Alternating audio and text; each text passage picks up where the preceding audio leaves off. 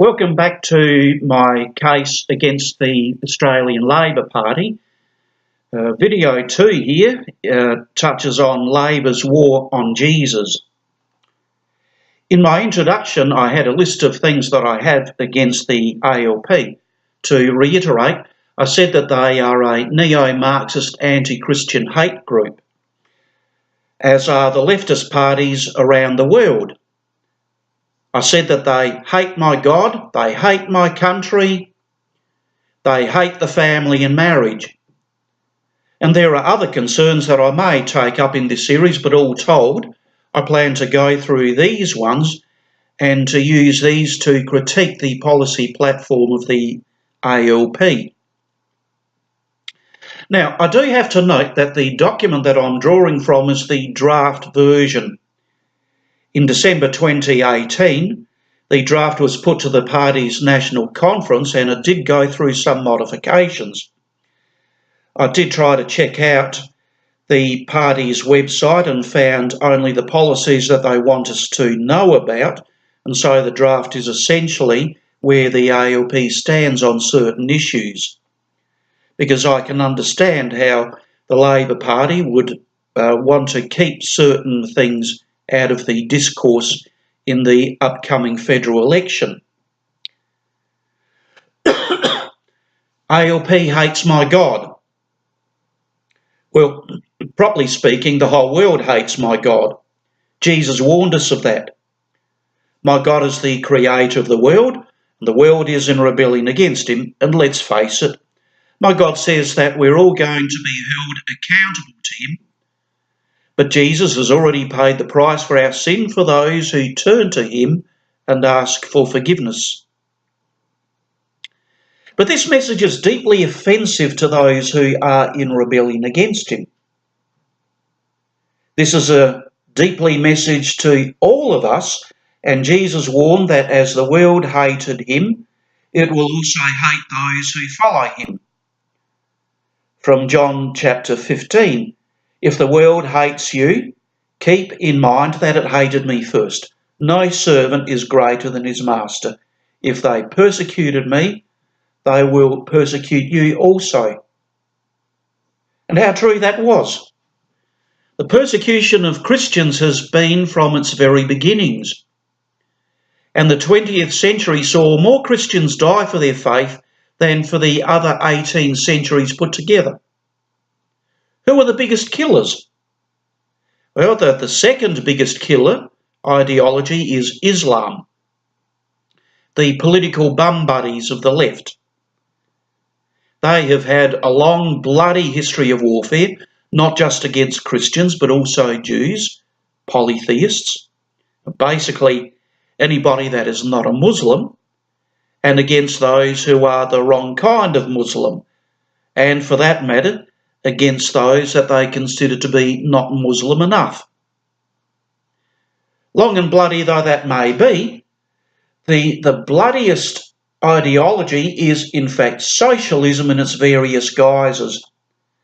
That is to be expected from an ideology that is utopian by nature, that sees its opponents as fundamentally evil, and for whom all means are legitimate as long as it advances the cause. From the very outset, the Bolsheviks confiscated churches, sent believers to the GULAG and shot the priests. Pick a socialist country, the story is much the same. Less well known as an example is that of Mexico, whose socialist constitution of 1917, ring a bell? Well, that constitution sought to suppress the Roman Catholic Church, and under the Carlist government during the 1920s, religious education was banned, churches and religious institutions had to be registered, priests were restricted in their activities, and religious practices were confined to church buildings. That resulted in the Cristero War. It resulted in priests being shot, believers being strung up from telegraph poles along the roads and railways. There are famous pictures of that. So what is the problem of the left with Jesus? I'd say it's this. It's actually a problem that's common across humanity. Go back to my previous point. When you want to make yourself the centre of the universe and the arbiter of right and wrong, and somebody comes and says, no, we have a higher authority, well, that's going to upset you. Being a utopian authoritarian philosophy, socialism makes the party and its glorious leader supreme in all matters of life. Christianity, which is not a utopian system, says that there is someone above us to whom we will all have to give an account one day. Well, in that situation, you are going to have a state versus church conflict right there. So to return to Mexico and its 1917 constitution, which is actually still in force today, Article 24 says, every man shall be free to choose and profess any religious belief as long as it is lawful and it cannot be punished under criminal law. The Congress shall not be authorised to enact laws either establishing or prohibiting a particular religion. Religious ceremonies of a public nature shall be ordinarily performed at the temples. Those performed outdoors shall be regulated under the law. Sounds really good, doesn't it? Almost as if it guarantees freedom of religion. Only one question. Who gets to decide what's lawful? The state. And therefore, who gets to decide what people can believe? So what you have is, in fact, a form of religious freedom which is circumscribed by government legislation and is in fact not religious freedom at all. And this has been the pattern right across the board in the socialist world. No exceptions. So let's look at ALP's policy platform. If you're looking for the article that says we hate Christians and we want to destroy them all, you're not going to find it because it doesn't exist. But here is what it does have. From the policy platform, the draft, point number 196, Labor believes that no faith, no religion, no set of beliefs should ever be used as an instrument of division or exclusion, and condemning anyone, discriminating against anyone, vilifying anyone is a violation of the values we all share, a violation which can never be justified by anyone's faith or belief. Accordingly, Labor will review national anti-discrimination laws to ensure that exemptions do not place Australians in a position where they cannot access essential social services. Again, not my words, but theirs. Just to highlight the particular point, no faith, no religion, no set of beliefs should ever be used as an instrument of division or exclusion, condemning anyone, discriminating against anyone, vilifying anyone is a violation of the values we all share, a violation of which can never be justified by anyone's faith or belief. Sounds lovely, doesn't it? Only question is, who gets to decide what is divisive and non-inclusive? Who gets to decide what is offensive? Given that the leftists tend to be complete snowflakes in the face of any opposition, and they're happy to label any sort of opposition as racist, sexist, bigoted, homophobic, Islamophobic, whatever. The policy platform promises to set up a commissioner, or I would probably think a commissar is a more appropriate term, who will seek the advice of, guess who? The gay lobby, to help the government to decide what is non-inclusive or divisive. There you have it, in their own words. They tell us that they will use national anti-discrimination laws, as they do already, only it is to be strengthened. The policy platform again and again endorses the Yogyakarta Principles, the wish list drawn up by the world's gay activists back in 2006. This document talks about human rights and the human rights of the LGBT whatever people. Basically, this document calls for governments to end exemptions to anti-discrimination laws. To summarise it, essentially says that yes, there are human rights, but really LGBT rights trump everybody else's. Well, 2 years ago, to go back to the removal of exemptions against anti-discrimination laws, 2 years ago, Australians had a vote over gay marriage.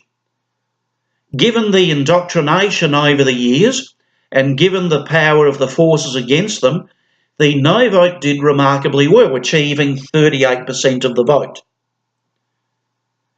But as the no vote was gaining strength through the campaign, Labor's Bill Shorten, and also, to be fair, Liberal leader Malcolm Turnbull, promised that gay marriage would have no further impact because all you're doing is changing the definition of marriage.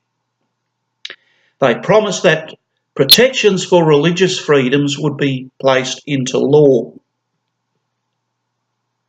Well, it is clear from the above that neither had any intention of honouring that pledge. The Marriage Act was amended with no troubles whatever to allow for gay marriage, and as for those promised protections of religious freedoms, 2 years on we're still waiting. In other words, they lied. It is telling that under the Ruddock Review into Religious Freedom, led by Philip Ruddock, Australian Christian Lobby Director Martin Iles gave example after example of how Christians are currently being discriminated against under anti-discrimination laws, only to be told that there is no evidence for such discrimination. To be fair again, Philip Ruddock is a Liberal, which suggests that in fact there is bipartisan support for discrimination against Christians under these laws. Still, Parliament took up the issue last year, 2018, and proposed to amend the anti-discrimination law to remove exemptions for religious schools. Such exemptions currently allow religious schools to uphold their values by not hiring or enrolling anybody that doesn't hold to the institution's ethos. And that includes LGBT teachers or students. Now, the argument is put to people that LGBT students are expelled from Christian schools for being gay, which again is a blatant lie because it just does not happen. Labor's Marxist darling, Penny Wong, proposed further amendments to this legislation to widen the removal of discrimination provisions to all religious educational institutions. So that's not just church schools, which are, well, churches run tertiary institutions and seminaries. A congregation is in itself an educational institution because there is teaching going on there via the service, where the sermon is also a time of education for the people.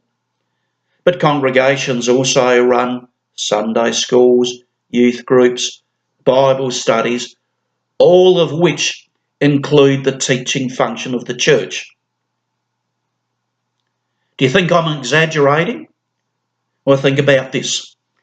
In 2014, the mayor of Houston, Texas, Anise Parker, an openly lesbian and Democrat, for that reads socialist, subpoenaed from a group of pastors any sermons dealing with homosexuality or gender identity or Mia Parker. This move arose directly out of the anti-discrimination laws that had been passed over there, and it is a direct assault on religious freedom.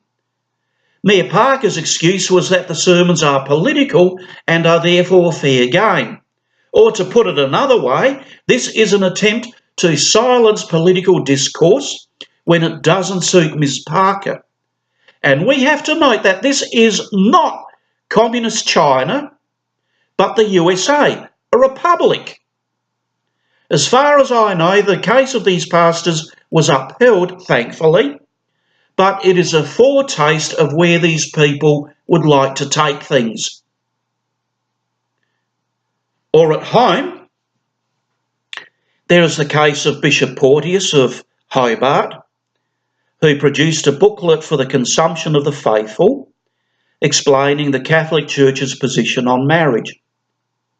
Homosexuality wasn't even mentioned, but it was enough to have the bishop face the state's anti-discrimination board. And these are just two examples of how these laws are actually being used with growing frequency to intimidate opposition and to force people to self-censor.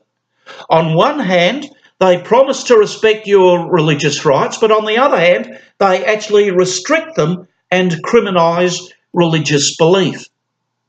To paraphrase Barack Obama's promise regarding universal health care, you can keep your God and religion, but public displays of faith are actually discouraged. Further, we would like you to run with the state's version of right and wrong or face the consequences. Hey, sounds like communist China. Hey, sounds like the Nazi Party. So, will we face firing squads one day? Well, there's plenty of precedent for that. That may not be necessary for them, but socialism has always had that as an option for the naughty people who insist that the glorious leader is not the supreme being. It will probably suffice to use current intimidation practices to get people to self-censor, and for those who continue to speak up, Labor proposes to strengthen laws so that their lives and livelihoods can be ruined. They will be sacked from their jobs or expelled from their university under various diversity policies that have been put by them. Things like the Australian Workplace Equality Index. Look that one up. Opponents will be publicly vilified and ridiculed by the media. They expect that this will hopefully shut them up, but if it doesn't, they suppose that there is, well, it's always the GULAG. So what does that matter? Obviously, it should deeply trouble Bible-believing Christians. But what about others who are not believers? It should still matter. My next video will discuss the impact of this on all of us, not just for Christians, but all of us, and why it should be of concern, and some thoughts on the Christian response to all this. See you next time.